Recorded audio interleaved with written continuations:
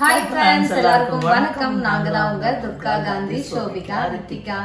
Okay friends, இன்னைக்கு எந்த video பார்க்க போறீங்கன்னா கொஸ்டின் ஆன்சர் வீடியோ தான் பார்க்க போறீங்க. நிறைய கேள்வி தினசெல்லாம் கேட்டு வச்சிருக்கீங்க. அதுக்கு எல்லாத்துக்கும் பார்த்தீங்கன்னா இந்த வீடியோவில் முடிஞ்ச அளவுக்கு நாங்கள் வந்து ரிப்ளை பண்ணுறோம். அடுத்து ஏதாவது கேள்வி இருந்தால் அடுத்தது கேளுங்க, அடுத்த vlogல நாங்கள் போட்டுருக்கோம். வாரத்துக்கு ஒரு தடவை, மாதத்துக்கு ஒரு தடவை கொஸ்டின் ஆன்சர் வீடியோ வந்து போடுறோம்.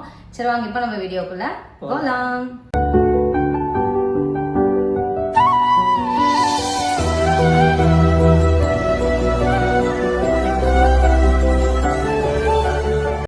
ஃபஸ்ட்டு கொஸ்டினே என்னன்னு சொல்லி பார்த்தீங்கன்னா, அக்கா நீங்கள் வந்து லேண்டு வாங்குறப்ப என்ன சொன்னீங்க சொல்லுங்க. காசு பத்தல, நாங்கள் எல்லாம் அடமானம் வச்சு வாங்கன்னு சொன்னீங்க.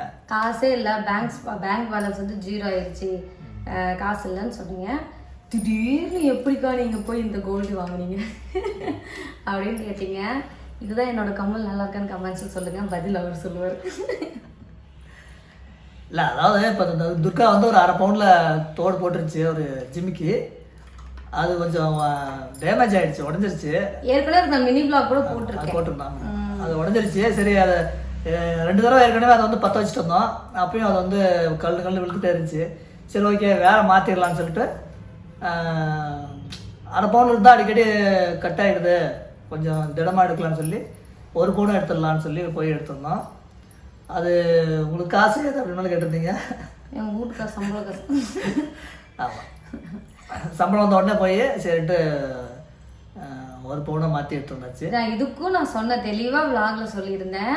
எங்கள் வீட்டுக்காரருக்கு சம்பளம் வந்து கிரெடிட் ஆயிடுச்சு, இந்த டைம் எடுத்தாதான், இல்லைன்னா அது இதுன்னு செலவு பண்ணிடுவோம்.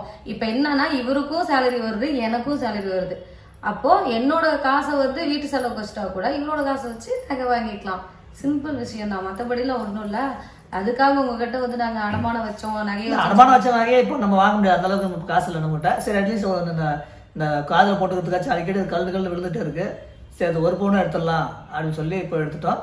அதே மாதிரி பார்த்தீங்கன்னா, நம்ம வந்து இப்போ கவர்மெண்ட் வேலையில் இருக்கிறீங்களா எப்படின்னு பார்த்தீங்கன்னா, மாதம் பூரா கஷ்டப்பட்டுட்டே இருந்தால் கூட இந்த 1ஆம் தேதி வந்துச்சுன்னா நம்ம வந்து பெரிய பணக்காரங்க மாதிரி ஆகிடுவோம். ஏன்னா 1ஆம் தேதி சம்பளம் வந்துடும். நம்ம என்ன நினைக்கிறோமோ அதெல்லாம் நம்ம வாங்கிக்கலாம், அந்த மாதிரி இருக்கும். அடுத்தது வாங்குவேன். இப்போ வந்து பார்த்தீங்கன்னா எங்கள் வீட்டுக்காருக்கு தீபாவளிக்கு போனஸ் போடுவாங்க. அதெல்லாம் அதிகம் வராது, 20,000 வரும். ஆனால் வருஷம் போனஸ் காசுல ஏதாவது ஒரு கோல்டு வாங்குவோம் நாங்கள். அதனால பார்த்தீங்கன்னா போனஸ் காசு வந்தால் இப்போ எங்களுக்கு என்னன்னா, இவருக்கும் சேலரி வருது, எனக்கும் சேலரி வர்றதுனால இந்த சுற்றி இருக்கிற கடன் வந்து பார்த்தீங்கன்னா உண்மையான விஷயம் தான், எங்களுக்கு வந்து ஒரு பெரிய சுமையாக எங்களுக்கு தெரியல. எப்படின்னா கரெக்டாக நாங்கள் சமாளித்து கட்டிடுறோம். கஷ்டமா அப்படிலாம் இல்லை. இந்த வருஷம் இப்போ இன்னைக்கு தான் பார்த்தீங்கன்னா லோன் அமௌண்ட் 17,000 வந்து பார்த்தீங்கன்னா பிடிச்சிருக்காங்க. நம்மளோட லேண்டுக்கான அமௌண்ட் வந்து ஃபர்ஸ்ட் மாதம் பிடிச்சிட்டாங்க. எங்ககிட்ட காசு இருக்குது, காசு நாங்கள் இல்லைன்னு சொல்ல, நாங்கள் ரொம்ப கஷ்டப்படுறோம், எங்ககிட்ட இல்லை அப்படின்னு நான் இப்போ வரைக்கும் சொல்ல. எங்ககிட்ட இருக்கிறதுலே நாங்கள் மிச்சம் பண்ணுவோம். என்ன எக்ஸ்ட்ரா இந்த லேண்ட் வாங்கினாலும் அது கடன் கட்டுறோம். வச்ச நகையை திருப்பணும். இனிமேல் வர காசை வச்சு வச்ச நகையை வந்து திருப்ப போகிறோம். மற்றபடி நான் வந்து எதுலேயுமே வந்து நாங்கள் இதுக்கு மேலே ரொம்ப கஷ்டப்பட போகிறோம் அப்படி இப்படின்னு நான் சொல்லியிருப்பேனாங்க. சொல்லியிருப்பேன், அப்போ மன்னிச்சுக்கோங்க. நம்ம கஷ்டப்பட போகிறதில்ல.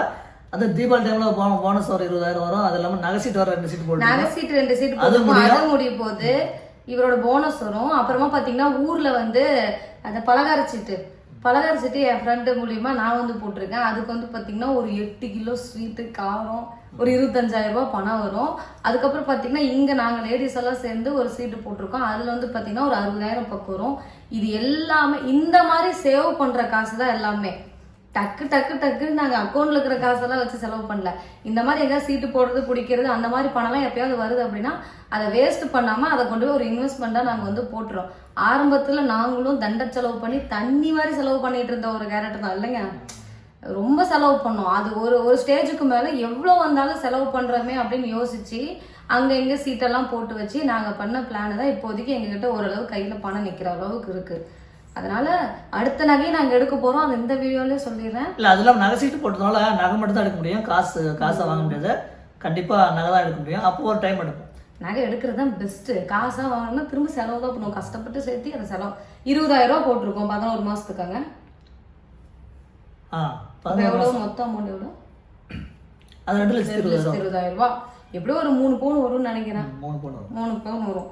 அப்போ அதோட நம்ம இன்னொரு 2 பவுன் சேர்த்து நகையாக சேர்ந்துட்டே இருக்கு, கிராம் கணக்கில் நகையாக சேர்ந்துட்டே இருக்கு. அதனால வந்து அது ஒரு 3 பவுனுக்கு மேலேயே சேர்ந்துருக்கும்.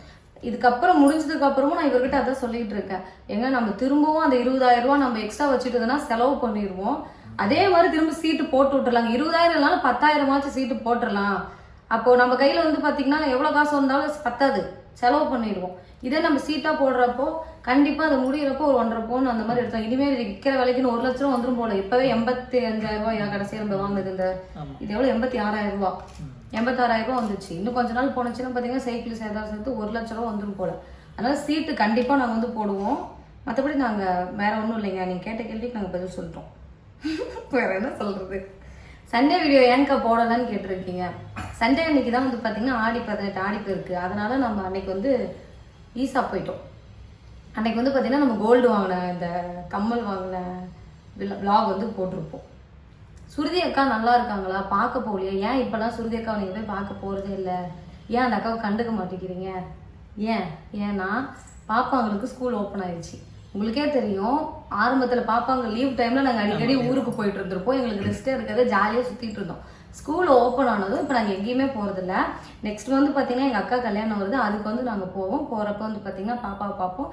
இன்னொன்று டெய்லியுமே நாங்கள் வீடியோ கால் பேசிட்டு தான் இருக்கோம். ரிஸ் வந்து செம்ம சேட்டை பண்ணுறோம். இன்னைக்கு பாருங்க, சுருதி வீடியோ கால் பண்ணிருந்துச்சு. இப்படி போய் ஒரு செவுரு மாதிரி இருக்கு அவங்க பாட்டி வீட்டில், மேலேயே தொம்பு விழுந்துட்டான். கத்துறான். தூக்கி சுருதி வீடியோ காலில் காமிக்குது, ரிஷந்தே அப்படின்னு சிரிக்க ஆரம்பிச்சிட்டான். அதனால நாங்கள் டெய்லி வீடியோ கால் பார்த்துட்டு இருக்கோம். நேரில் பார்க்க முடியல. கண்டிப்பாக நாங்கள் வந்து பார்த்தீங்கன்னா நெக்ஸ்ட் வந்து போவோம். இன்னொன்று அவங்களும் வரேன்னு சொல்லியிருக்காங்க. இப்போ ஆயிரம் வந்ததுக்கப்புறம் 2 மாதம் பக்கம் ஆயிடுச்சு.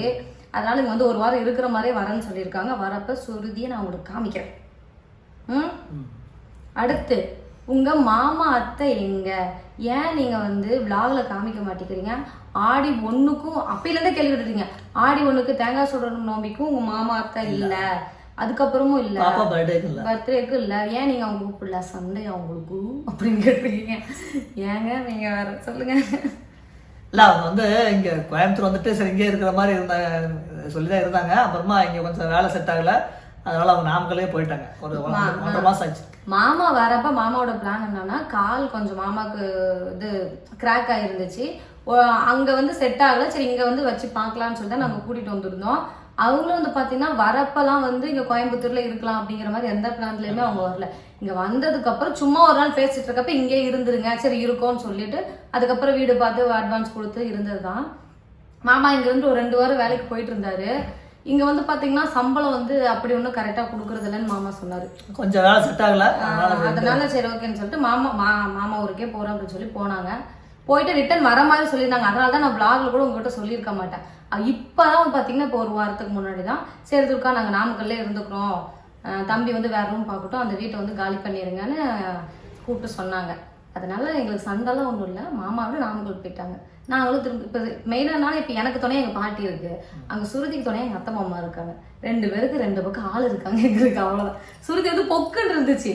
அந்த எங்கள் மாமா அத்தை எல்லாரும் இங்கே வந்ததுக்கு அப்புறம், எங்கள் பாட்டி வந்ததுக்கு அப்புறம் சுருதி எல்லாரும் என்ன விட்டுட்டு போயிட்டீங்க, நான் தனியாக இருக்கேன் அப்படின்னு சொல்லி டெய்லி ஃபோன் பண்ணி அழுதுட்டு இருக்கோம். இப்போ சுருதிக்கு ஒரே ஜாலியாயிருச்சு, அப்பா எனக்கு துணைக்கு ஒரு ஆள் இருக்காங்க அப்படின்னு சொல்லிட்டு. அதனால மாமா அப்படி பார்த்தீங்கன்னா நாமக்கல்லே போயிட்டாங்க. மற்றபடி ஒன்றுமே இல்லை. அவங்க 1 மாதம் இருக்குமாங்க மாமாவோட போய் 1 மாதம் ஆச்சு. அது ஆடி 1க்கு முன்னாடி, அந்த வாரத்துக்கு முன்னாடி தான் போயிருந்தாங்க. யூடியூப்பை வந்து பேன் பண்ணா அவ்வளோதான் உங்க ஆட்டம் அப்போ தெரியும். என்ன ஆட்டம்? நான் வந்து பேசுனா கொஞ்சம் பேசுற மாதிரி சொல்லுவீங்க. நான் நார்மலாக கட்ட குரலை போட்டுட்டு பேசுறேன். கமெண்ட்ஸில் நான் கொஞ்சம் பேசுறேன்னு சொல்றீங்க. அதுக்கு பதில் சொல்லுங்க. யூடியூப்பை பேன் பண்ண நான் அன்னைக்கு சொன்னேதான்.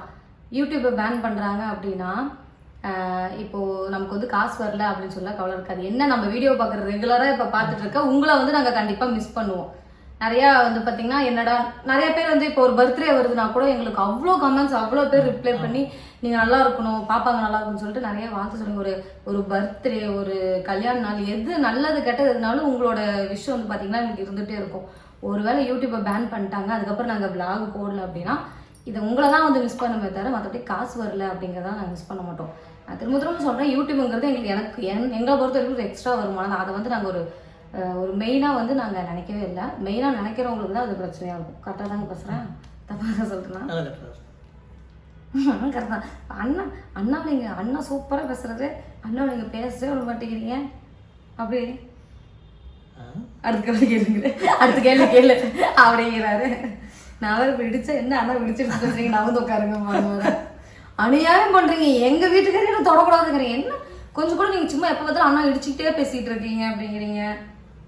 அதே கொஸ்டின் தான். லேண்ட் வாங்க மணி இல்லைன்னு சொல்லிட்டு ஜுவல்லரி பேங்க்ல வச்சு இப்போ மட்டும் கோல்டு வாங்க மணி இருக்கு அப்படின்னு இருக்கீங்க. சரி பரவாயில்ல, அதுக்கு இது சொல்லிட்டேன். அடுத்த கொஸ்டின் என்ன சொல்லி பார்த்தீங்கன்னா, சோபிக்கு உடம்பு சரியில்லாத டைம்ல உங்க தலை மேல சத்தியம் பண்ணி கடையில சாப்பிட மாட்டோன்னு நீங்க வந்து சொன்னீங்களேக்கா, மறந்துட்டீங்களா? இல்லை வெளியில போனா வேற வழி இல்லை, அதனால சாப்பிட வேண்டிய சூழ்நிலை வருது. மற்றபடி நம்ம கடைக்கு சாப்பிட்றதுக்காக அதுக்கு நம்ம போய் பண்றது இல்லை. என்ன சொல்றது, இப்போ ஈசா போனப்ப வந்து பார்த்தீங்கன்னா அந்த கடையில சாப்பிட்டோம். அதுக்கப்புறம் எங்கேயும் கூப்பிட்டு போகல, எங்கேயும் போயிருப்போம். இல்லை அது நாம மட்டும் போனாங்க, இல்லை அதை பார்த்தோம் போகல. இப்போ வெளியில அப்படியே கூட்டு போனா கூட, பேக்கரியே கூட்டு போறோம்னா கூட பாப்பாங்களுக்கு வந்து பார்த்தீங்கன்னா அந்த ஜூஸ் அந்த ஐட்டம் அன்னைக்கு ரொம்ப கேட்டாங்க. அப்பா எதுவுமே சாப்பிடலப்பா, அந்த பப்ஸ் ஏதாவது வாங்கி கொடுங்கன்னு பிள்ளைங்க கேட்குறப்ப எங்களுக்கு ரொம்ப கஷ்டமா போச்சு. அதாவது சரின்னு சொல்லிட்டு வாங்கி கொடுத்துருந்தோம். அப்புறம் சோபி போட்டுருந்த அந்த சோக்கர் வந்து தொலைஞ்சு போச்சு. இல்லை பரவாயில்ல எங்க விடுங்கக்கா, ஃபீல் பண்ணாதீங்க, உங்க முகத்திலே தெரியுது எவ்வளவு கவலைப்படுறீங்க அப்படின்னு சொல்லியிருந்தீங்க. எனக்கு என்னன்னா அது வந்து புதுசு, இன்னொன்று அது அழகா இருந்துச்சு பாப்பா கழுத்துக்கு. கழட்டி நம்ம காரோட அந்த கவர் சந்தில போட்டு வச்சிருந்தா கூட அது இருந்திருக்கும். மேபி நம்ம ஃபர்ஸ்ட் ஒரு டீ கடையில இருந்து அந்த டீ கடையில வந்து பாத்தீங்கன்னா விழுந்துருச்சு போல. நான் விளாக் எடிட் பண்றப்ப பார்த்தா ஃபர்ஸ்ட் நான் விளாக் ஸ்டார்ட் பண்றப்பே பாப்பாவோட கழுத்துல அந்த செயின் இல்லை, வீட்டுல மட்டும் தான் செயின் இருக்கு. அதுக்கப்புறம் எந்த கேப்ல எங்க கழட்டி வச்சுக்கனே பாப்பா தெரியல. நெக்ஸ்ட் அதான் உங்க அம்மா.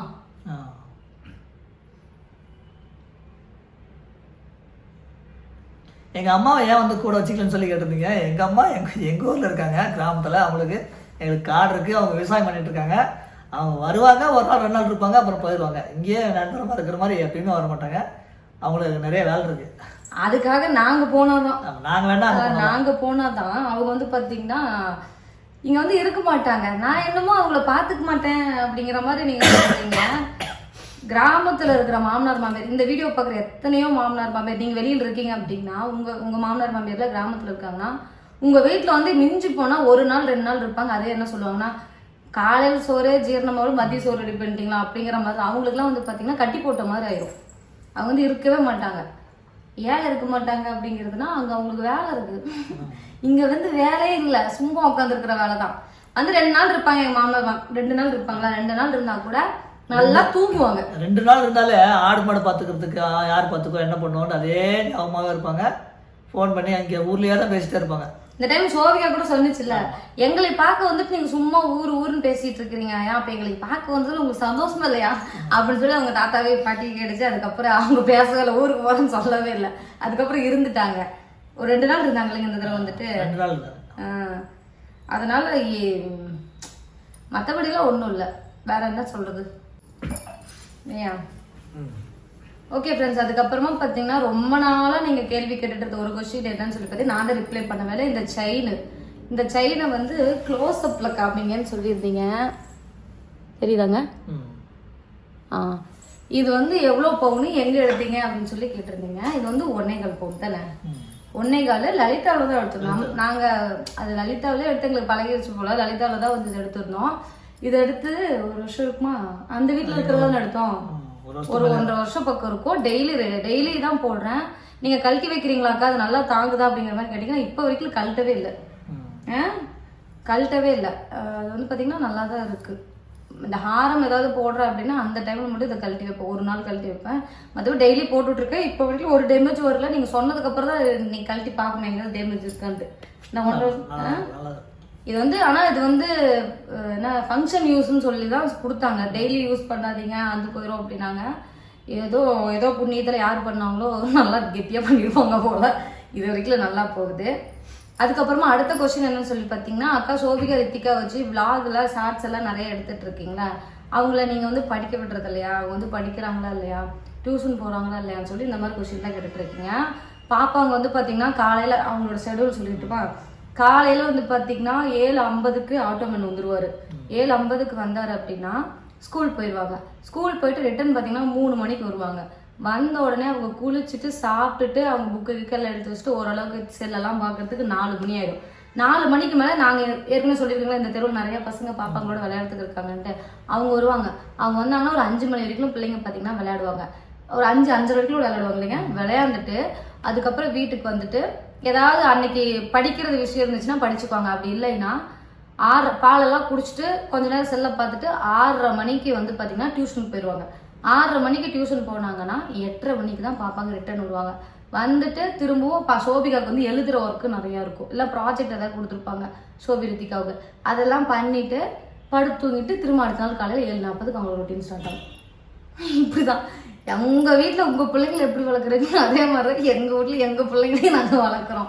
யூடியூப்ல வீடியோ போடுறோம் அப்படிங்கிறதுக்காக நாங்கள் ஏதோ கிரகத்தில் ஒரு ஷார்ட்ஸ் எடுக்கணும்னா அது வந்து பார்த்தீங்கன்னா ஒரு 2 நிமிஷம் இல்லாட்டி ஒரு 5 நிமிஷம் தான். நம்ம ரொம்ப அப்படியே ஷூட்டிங் எடுக்கிற மாதிரி எப்படி எடுத்துட்டே எல்லாம் இருக்கிறோம். எங்க ஷார்ட்ஸே மிஞ்சி போனா 15 செகண்ட் 20 செகண்ட்ல தான் இருக்கும். சும்மா அப்படியே பாப்பாங்க ஒரு குண்டா எடுத்துட்டு வருவாங்க அப்படி போவாங்க அப்படியே. அவ்வளவு ஒவ்வொரு சீன் தானே ஒரு 5 நிமிஷம் தான். அவ்வளவுதான். அது பெருசா வந்து அவங்களுக்கு டைலாக் இருக்காது.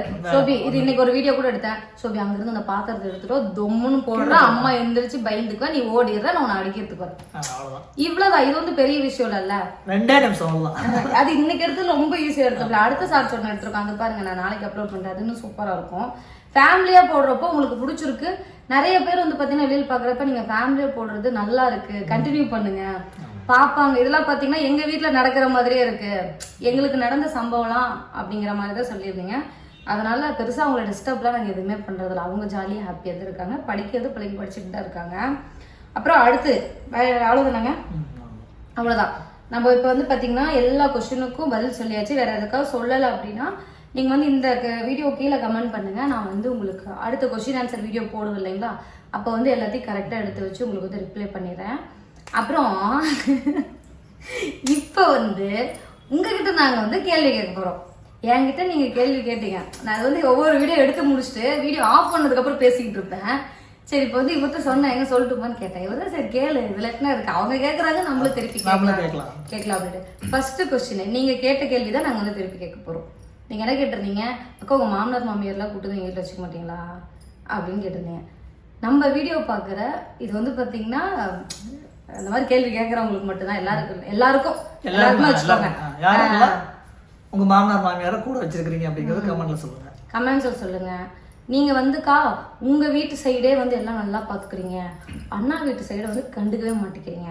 நீங்கள் எப்படி என்ன மாதிரி ஒரு பொண்ணு தான் நீங்களும் இந்த வீடியோ பார்க்குறவங்க, நீங்கள் வந்து உங்கள் அப்பா அம்மா வீட்டை வந்து நல்லா பார்த்துப்பீங்களா இல்லை உங்கள் மாமனார் மாமியார் வீட்டை வந்து நல்லா பார்த்துப்பீங்களான்னு சொல்லுங்கள். அதுக்கப்புறம் முக்கியமான விஷயம் என்னன்னு சொல்லி பார்த்தீங்கன்னா உங்கள் கூட பிறந்த தங்கச்சி அண்ணன் தம்பி இவங்களுக்கு எல்லாருக்குலாம் எத்தனை பவுன் நீங்கள் வந்து செஞ்சுருக்கீங்க அப்படிங்கிறத மறக்காமல் கமெண்ட்ஸில் சொல்லுங்கள். என்னால் முடிஞ்சது வந்து பார்த்தீங்கன்னா என்ன பண்ண முடியுமோ என் தங்கச்சி ஃபேமிலிக்கு இது எனக்கு ஒரு கோபம் கூட நான் சொல்லுவேன். இது நீங்கள் சொல்கிற கமெண்ட்டை வெளியில் சொந்தக்காரங்க படித்தா கூட என்னை கெட்ட பேர் வாங்கி வைக்கிற மாதிரியே இருக்குது நீங்கள் போடுற கமெண்ட்ஸ்லாம். ஏன்னா எங்கள் வீட்டை சுற்றி இருக்கிற எல்லாருக்கும் தெரியும் என்னால் முடிஞ்சது என் தங்கச்சிக்கோ எங்கள் அப்பா வீட்டுக்கோ தாத்தா வீட்டுக்கோ யாருக்கு வேணால் இருக்கட்டும் என் ஃபேமிலிக்கு வந்து நான் வந்து பண்ணிட்டு தான் இருக்கேன். அது எங்களை சுற்றி இருக்கிற எல்லாருக்கும் தெரியும், உங்களுக்கும் தெரியல. அதனால நீங்கள் வந்து உங்கள் தங்கச்சிக்கு அண்ணன் தம்பி எல்லாருக்கும் கொஞ்சம் மூஞ்சி கோவமாயிடுச்சு இருக்கும் எத்தனை பவுன் போட்டிருக்கீங்க எனக்கு கண்டிப்பாக இந்த கேள்விக்கு வந்து பதில் சொல்லணும். அப்புறமா உங்கள் பாட்டிக்கு வந்து எத்தனை பவுண்டில் செயின் செஞ்சு போட்டிருக்கீங்க, வளையல் செஞ்சு போட்டிருக்கீங்க. அது எந்த பாட்டி தாத்தானா உங்கள் அப்பாவை பெற்ற தாத்தா பாட்டியா, இப்போ தாத்தா பாட்டிக்கு எத்தனை பவுன் செஞ்சுருக்கீங்க, உங்கள் அம்மாவை பெற்ற தாத்தா பாட்டிக்கு எத்தனை பவுன் செஞ்சுருக்கீங்க அப்படிங்கிறத மறக்காமல் இன்னைக்கு வந்து நீங்கள் வேறு எந்த கேள்விக்கும் பதில் சொல்ல வேணாம். நான் கடைசியாக கேட்ட அந்த 4 கேள்விக்கு பதில் சொல்லுங்கள். அப்படி நீங்கள் வந்து எடுத்து போட்டிருக்கீங்கன்னா ரொம்ப பெரிய விஷயம், ரொம்ப சந்தோஷம். தெரிஞ்சுக்கலாம் யாரெல்லாம் எத்தனை பவுன் எடுத்து போட்டிருக்கீங்கன்னு தெரிஞ்சுக்கலாம் கமெண்ட்ல. இப்போ நான் சொல்லி என்கிட்ட இருக்கிற விஷயம்லாம் மட்டும் நீங்கள் கேட்டு தெரிஞ்சுக்கிறீங்களா, இப்போ உங்களை பற்றி நானும் தெரிஞ்சுக்கணும். ஏன்னா இப்போ நாங்கள் வந்து பார்த்தீங்கன்னா இது வரைக்கும் பெருசாக கோல்டு கேள்வி நான் யாருக்குமே நான் எதுவுமே செஞ்சதில்லை.